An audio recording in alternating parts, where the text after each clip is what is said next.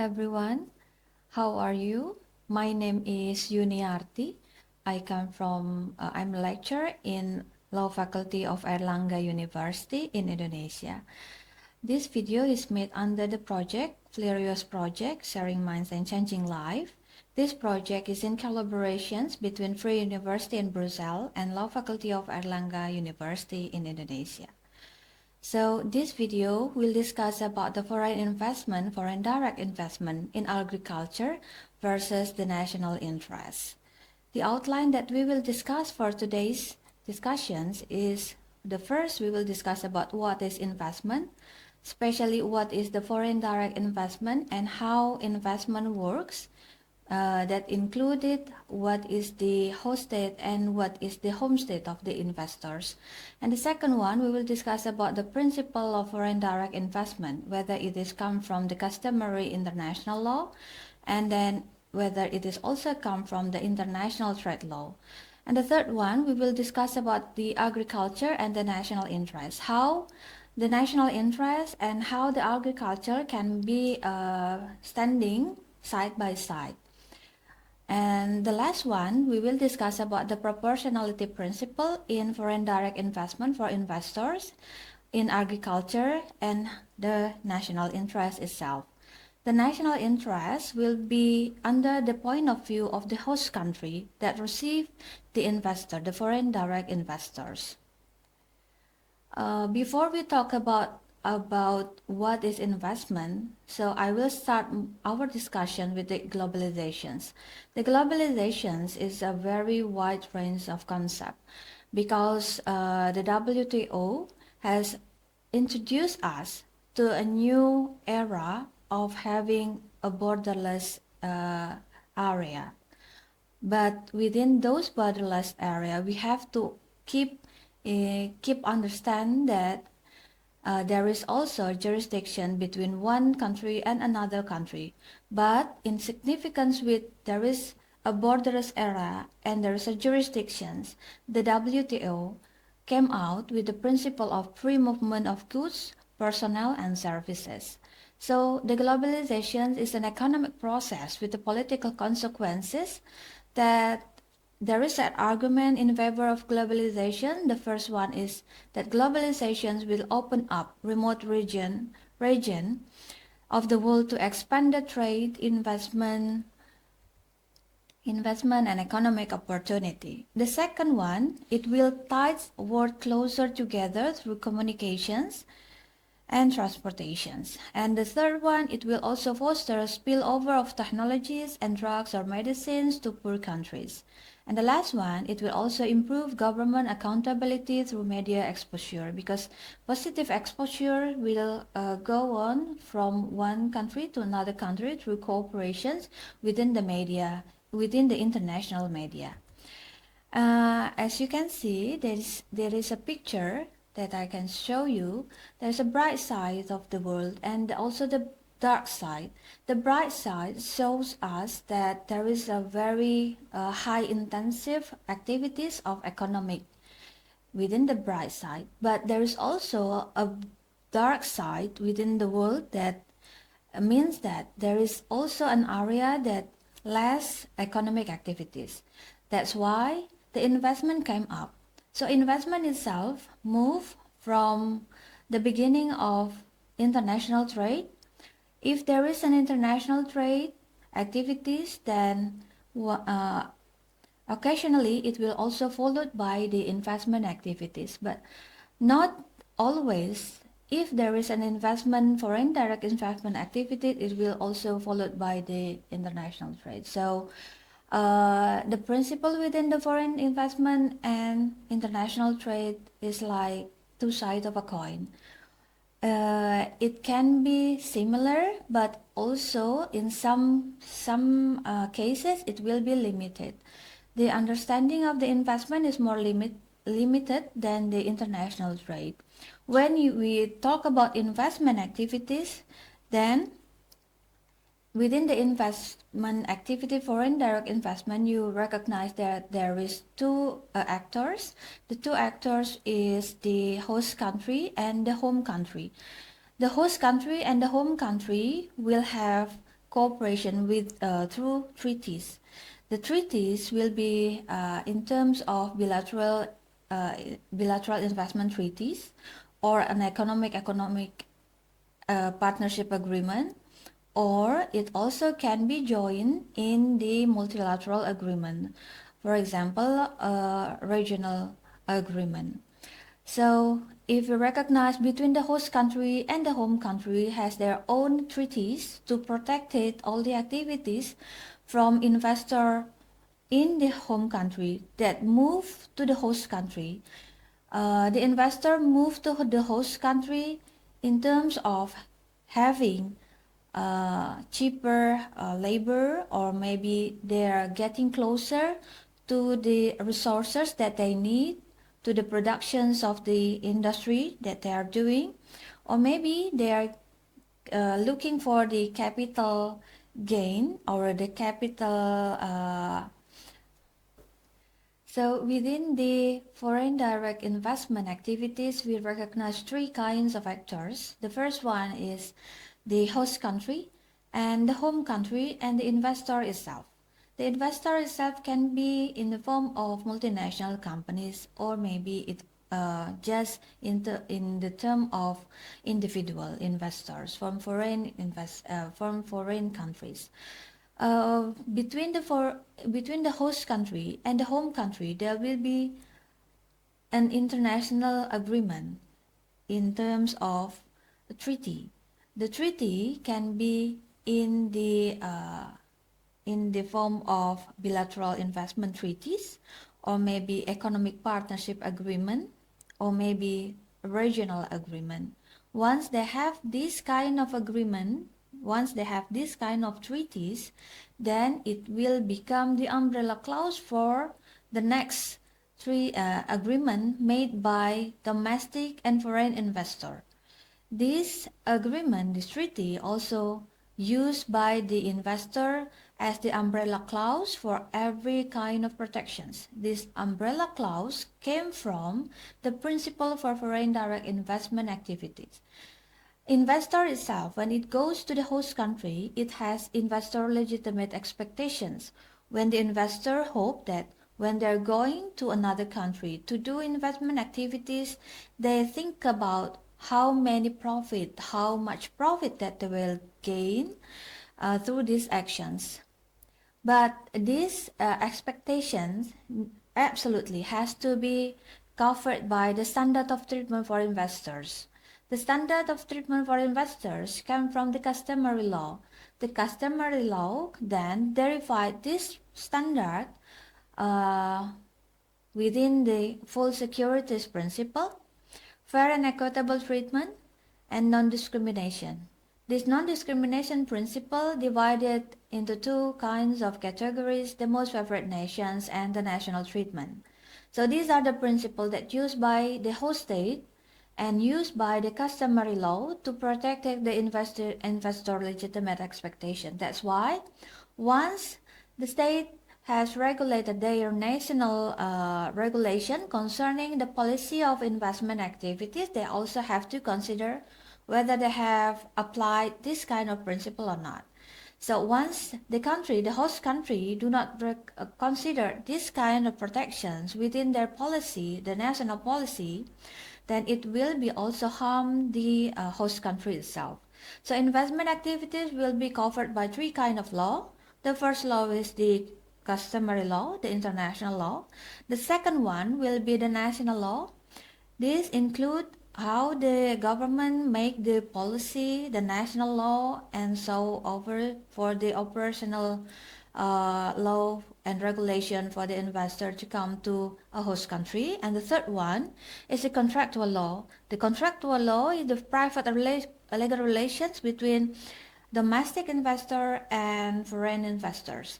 This kind of legal relations also bind both parties, only bind the both parties.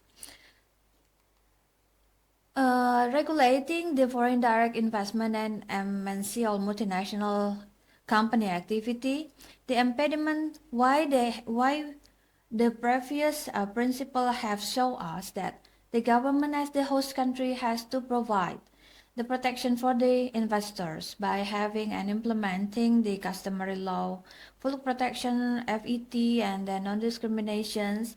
This is because if the host country do not contribute those kind of principle and those kind of protections, then there will be a worry that there will be impediment to the FDI and MNC. The first impediment is the nationalizations. This is also recognized as the expropriations, direct expropriations, but without compensations. And the second one is tantamount to expropriate.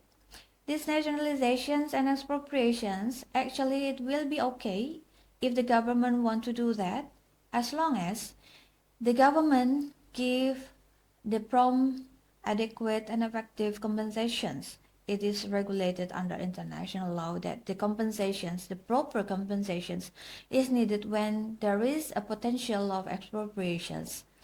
Moreover, if the nationalization is clearly done and conducted by the government. Next, the performance requirement within the local content requirement and the export performance requirement. The limitations why investors are afraid that the government will conduct a performance requirement is that once the government applied these kinds of policy, the investors has had their own considerations on what kind of resources that they need and so over. So they have calculated how much profit that they can get when they're doing the activities along with all the fee and cost and so over.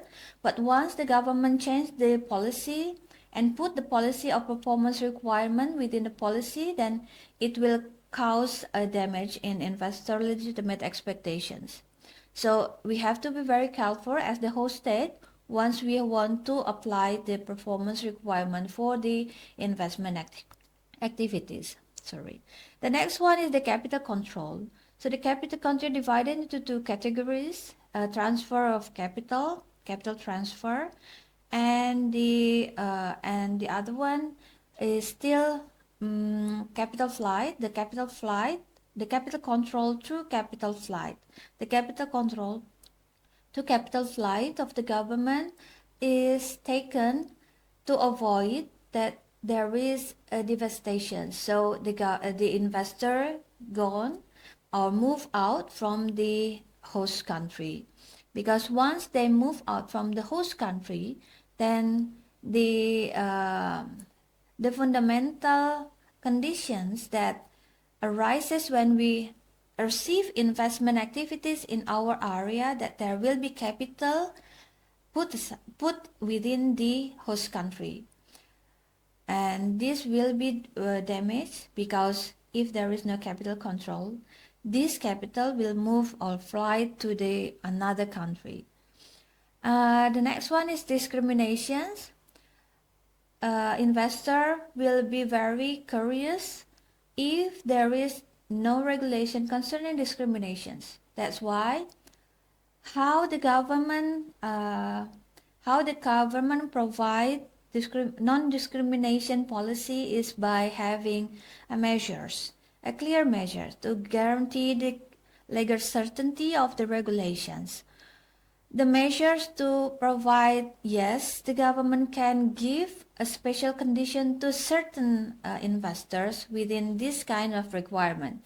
If the requirement is fulfilled by the investors, then the government has to provide the same or equal treatment to both of the investor, whether it is domestic and foreign investors, or between foreign investor from one country to foreign investor to another country. So the practice of most favored nation and national treatment is allowed as long as the government has the measures and as long as there is a reasons to do that. And the next one, so how does so far the world govern the foreign direct investment and the multinational companies activities? The method of regulation, first through the OECD. This is the Rich Nation Club. It started in 1976 For the declarations on international investment relies on the unilateral liberalizations or peer pressures through the Multilateral Agreement on Investment in 1995. Next, it will be considering the WTO. The WTO has provide or established TRIMS agreement, trade-related investment measures. But this is only for goods. Prohibited TRIMS include requirement to achieve a certain level of local content, produce locally, and then export a given level or percentage of goods, balance the amount or percentage of import with that of export, and then the transfer of technology or proprietary business information to local persons, and balance foreign exchange inflow and outflow. This is what contributed by the WTO through the TRIMS agreement. So the FDI and MNC activities also regulated through private actors. So MNC and NGO, they have their own self-regulatory through voluntary codes of conduct. And the NGO also have the consumer boycotts and eco-consumerism. So through their own policy, they also regulated on their own concept of how does the protection will contribute to the MNC and NGO. But the OECD Code of Conduct on transnational company or multinational company is very effective, because within the OECD Code of Conduct of multinational companies, we realize that every multinational companies, once they move to the host country, they have to provide that there will be a transfer of knowledge, transfer of technology. Moreover, it will be also followed by the Raja principle. We will discuss about the Raja principle afterwards. So, the national interest. In the beginning of this video, I told you that foreign direct investment that we talk for today's video is concerning how agriculture move within the foreign direct investment activities, and how do we make a proportional scheme with the national interest, because whether within the national interest there is some point of view which is very, very important to be considered. The first is why there is a national interest. The national interest comes from the sovereignty that belong and possessed by a certain state. So every state has its sovereignty. Under the sovereignty, they have the right of the state to regulate. They have the right to regulate to the national policy, the national law, the national regulations. Through the right of the state to regulate, they can limit the activity that harm to the national interests of those countries, including if the investment activities valued or viewed can be harm to the national interest, then the host state can provide a certain policy to make a barrier. So those investment activities can still make a benefit to the host country. This is under the theory of so we have three kind of theory in investment. The classical theory thinks that investment is very good, bring very much benefit for the host country.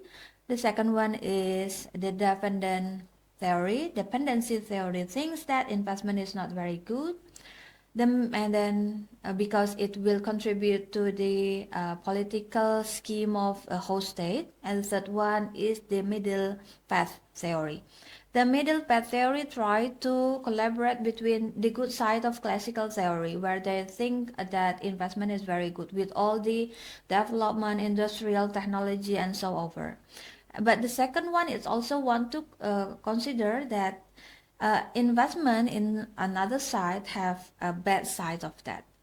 They want to balance the positions of the investors and the home state. And the third one, once we want to regulate about certain circumstances to the investment activities, we go back to the constitution. The constitution will be delivered from the ideology of the country itself. the ideology of the country contributed within the constitutions, and then it will be derived within all kind of law and regulations within the national part. This is counted later. This will be counted as the national interest. So the national interest come from the nationalism, but it also have to consider the the foreign policy. So it can contribute to domestic and international event. So then it will be recognized as the national interest. So the national interest is any issue that has the potential to directly impact the pursuit of national goals that can be classified as the area of national interest. The dimension usually included the geopolitical, economic, military, sociocultural, and science and technology. The agriculture in one side is so much contributed and so much related to the national interest, because once we talk about agriculture, it's related to the food need and the food demand of a host state. That's why it's very important to have the food estate in the home state. This food estate usually uh, explored and wished by the home country that it will be contributed by domestic parties or domestic investors. Because once they have foreign investors to come over to Indonesian or to host country agriculture, the curiosity of the country is that this agriculture result or produce, the agriculture produce is moved out to be an export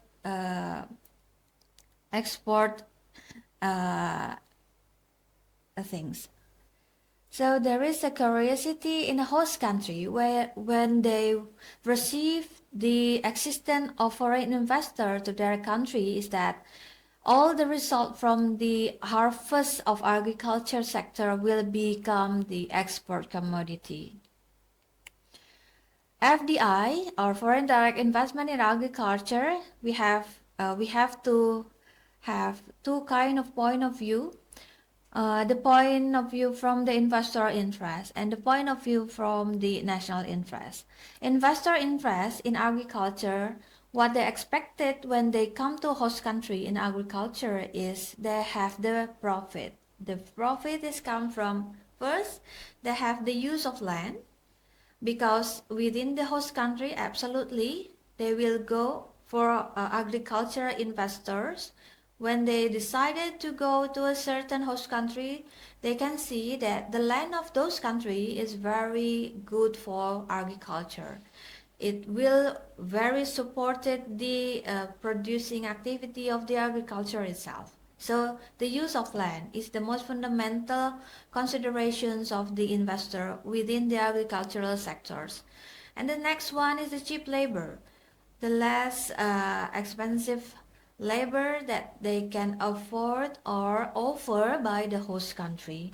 So this is become the interest of why foreign investors come to a host country.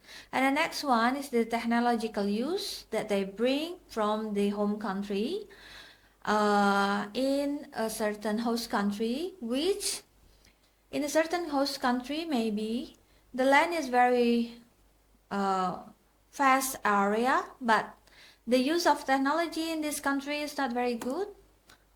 In the other hand, we can say that the use of the agricultural sector is still in the conservative or in still traditional ways of agriculture.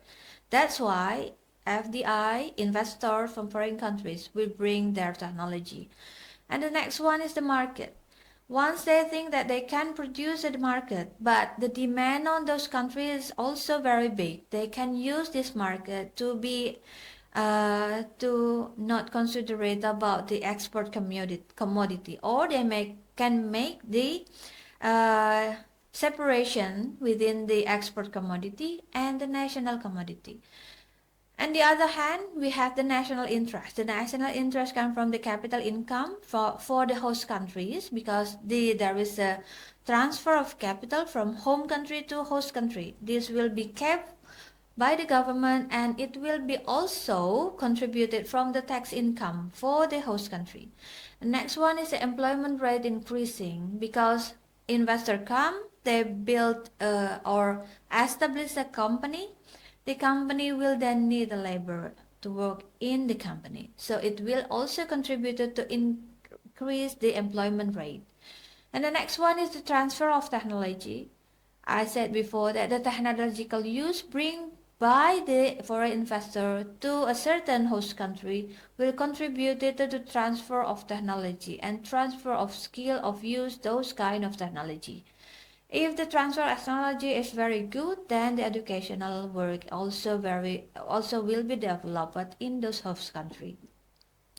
And the next one will be the development of agriculture sector by domestic investors, because the foreign investor has shown that yes, there is a possibility and there is also an improvement work within the agricultural sector. That's why it will be also contributed or will be made or will be expand the knowledge of the domestic investor.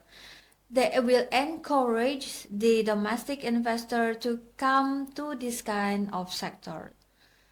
Whereas that within the host country, a certain host country, the populations in village area or in the agriculture area is not very good, because the young people, the young age for the productive employment age tend to be moved to the city, to the urban city, to find out the best or the better way to uh, gain their earning. So if they see that the investors open up the market, open up the business, then all the employment ages will consider to move again to the village. And the next one, the national interest, hope so much that the food estate will be established. So how does the bridge between those two kind of interests, between the investors and the national, we can afford to learn about the Raji principle. This Raji principle, provided by the United Nations Guiding Principle on Business and Human Rights, this can be the resources of how we will contribute or considering how we regulate and limit, find the limitations for the foreign investors to work in the host state. Through the Raji principle, hopefully the sustainable economic development that evaluated by the existence of the multinational companies that respected the business and human rights within their activities.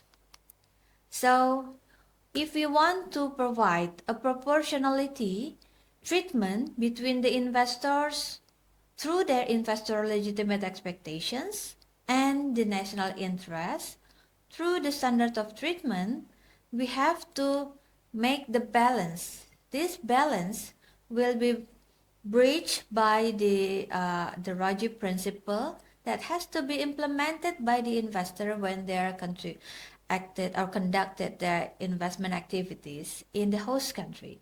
So the profit that they expected will be earned by the foreign investor itself. Regenerating agriculture is a shift to the paradigm by compete with the nature, disturb soil, monoculture, and reductionist.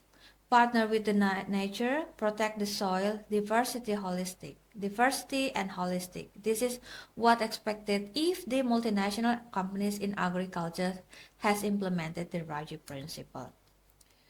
So the conclusion for our learning for today is that the sustainable economic development within the agricultural sector will be accommodated by the country ideology. The country ideology will be contributed to the right of the state to regulate how the country provided the regulations based on the best interest and provided the legal certainty within the regulation through the country ideology. And the protection also come from the customary law. This customary law derived from the international principle on investment provided by the standard of treatment to the investors, so that this also contributed to the proportionality of foreign direct investment in agriculture. I think that's all for our discussion for today's video. I hope we will meet again later in our further discussion. Thank you everyone for your attentions and good luck for all of you.